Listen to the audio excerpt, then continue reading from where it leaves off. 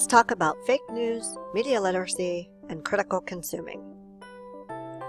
There has been a fake news invasion over the past few years.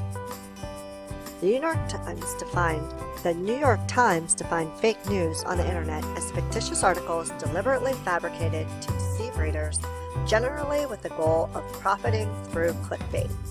We're not going to go a lot into clickbait right now, but it is something definitely we will be talking about in the future.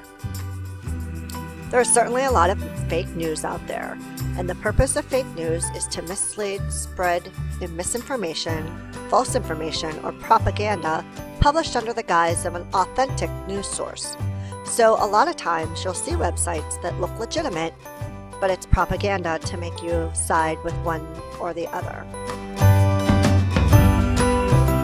Clickbait is exaggerated information, fabricated headlines, or photographs taken from other stories to make you think that they apply to what you're looking at. So if you look at some of these headlines right here, you'll see that this is typical clickbait. Satire news is a little bit different. Satire is intended to be parody. It's supposed to be funny. So if you read the headline about the kitten, you'll know that that's not true. The Onion is notorious for having parody or entertainment that's entirely fictional. Unfortunately, sometimes people spread this information as real news as well. Native advertising. The title sponsored content is one of the most common things that you'll see on the internet. It will appear in a newsfeed like it's regular news, but it's not. It's sponsored content. In fact, recently, Snapchat has a lot of sponsored content in between their news stories, and it blends right in to make you believe that it's actually real news, but it's not. Typically, it's promoting a product. Confirmation bias is a word that's very popular, and basically it creates things in our news feeds, in our web searches, that are based off of things that we like, and it hides things that we don't. So what it will do is increase our engagement time with an object or a news story because it knows that we like it. So that's confirmation bias.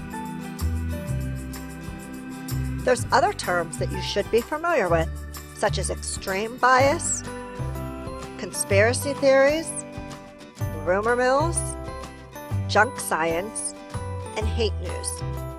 Please be sure that you read the definitions for each one of these.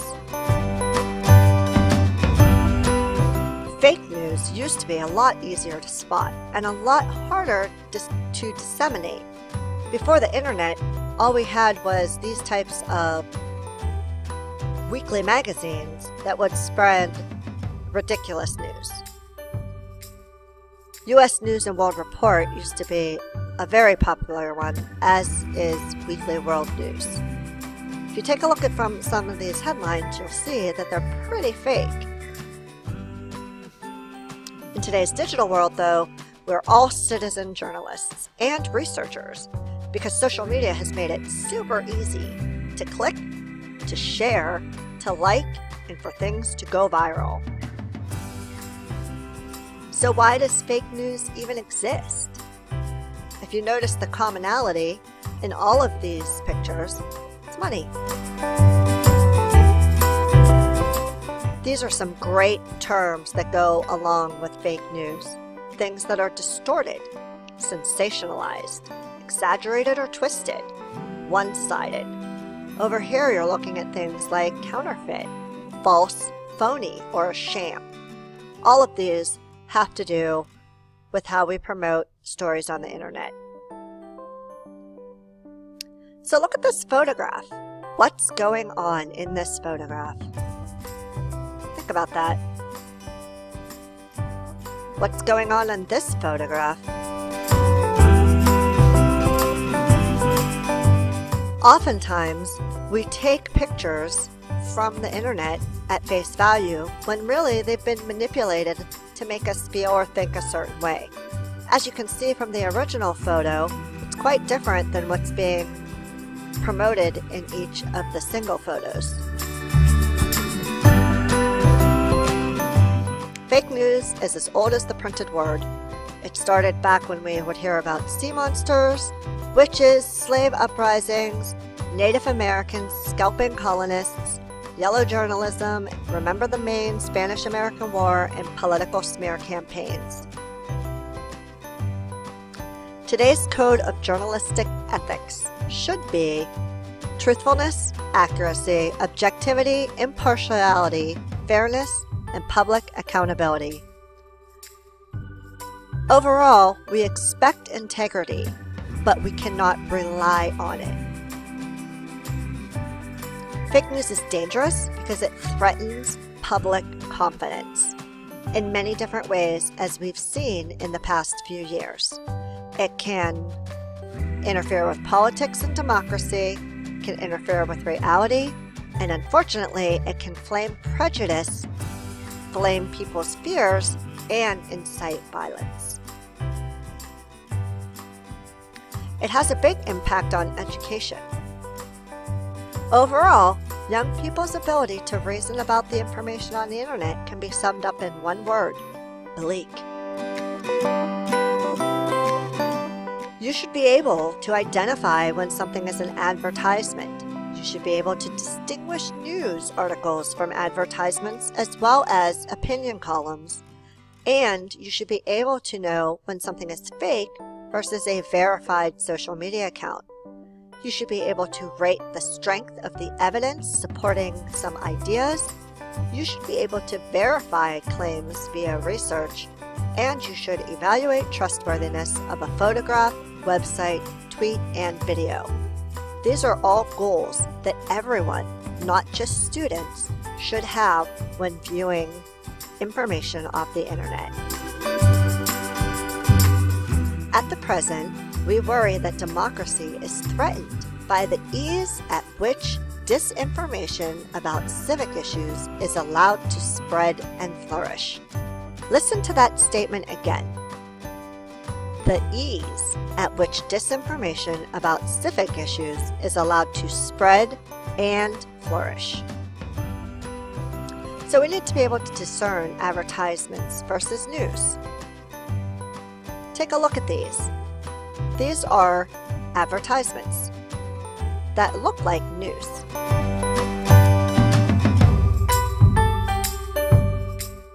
We should be able to evaluate evidence. Looking at this picture, you've got some funky looking flowers, and it says not much more to say. This is what happens when flowers get nuclear birth defects. Unfortunately, many people will take this for truth. Is it strong evidence about the conditions at a nuclear power plant that melted down?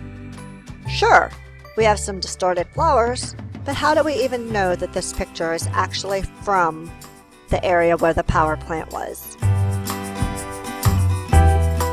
We should be able to evaluate claims on social media. You'll notice that there's a tweet here that says 2 out of 3 gun owners say they would be more likely to vote for a candidate who supported background checks. That's great. How do we know the source of the information? So, we need to make sure that you come away with good digital vocabulary, that you question photographs and ask for credibility, that you know how to interpret political agendas that can influence content, and how you can investigate all people who are associated with affiliations, and that you are able to navigate social media content. Spotting fake news. The 5 C's. This is something that we are talking about. They are context, credibility, construction, corroboration, and the ability to compare. Context. Is it recent? Is it relevant? You should scan the entire website. You should check out text features you know to be there, like the title and the author, and you should make sure you look for things that stand out. Credibility. The most trusted news sources according to mixed up ideological groups are listed here. This was a research in 2014. Popularity does not equal credibility. Retractions and corrections will be given by reputable sources who are willing to make them. And consider the expertise of the people writing, especially if it's a blog. Blogs are typically personal excerpts from people. It doesn't necessarily make them an expert in the field. Make sure you always look at the URL and the site. Anything that ends in something suspicious, like these two websites, are very different. This is ABC News' actual website. .com.co is fake. It's not a legitimate website. They may look very similar. Many imposter websites are groomed to look just like the originals. Make sure that you can spot fake news. Some sites admit they contain invented stories. It'll say down here, as you can see, that this is political satire. You need to take the time to read and look for that information. Some sites do not report authors or contact information. If it just says by the website, that might be suspicious. You should be able to contact and investigate the author always. So if they don't have a name, they should have an email where you can contact someone. Consider the advertising. Is there too much advertising on the website? Is the advertising inappropriate? Are there pop-ups that get in the way? Are there a lot of embedded links?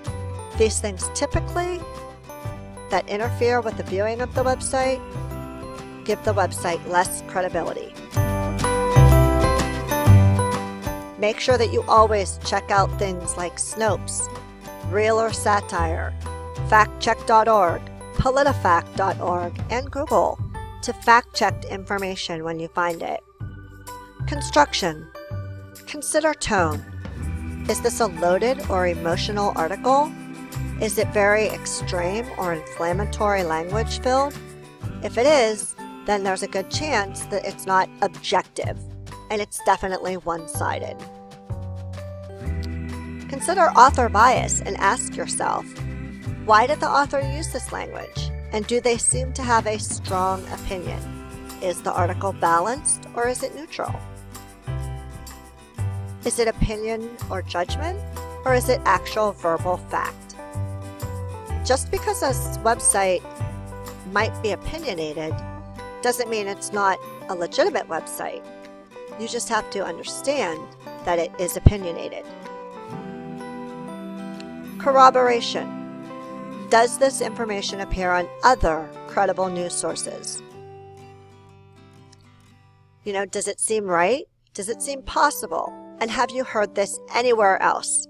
If you can't corroborate your information with another website, then chances are is that it might not be true. And lastly, compare. Read other news sources to get different perspectives so you can get the big picture of what's going on.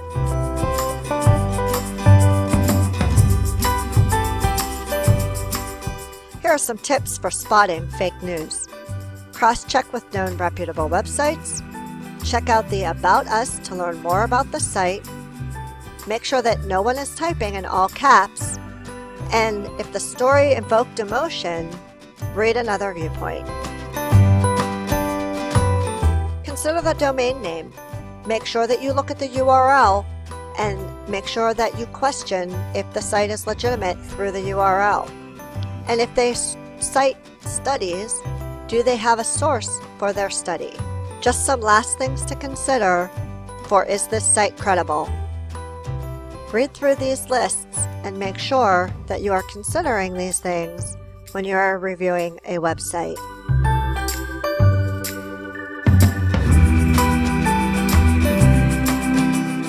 Wikipedia is always a touchy topic. Wikipedia isn't necessarily bad because the resources at the end of the article are fantastic for leading you to better resources. So although information from Wikipedia can't be officially cited, you can look for information from the bottom of the website.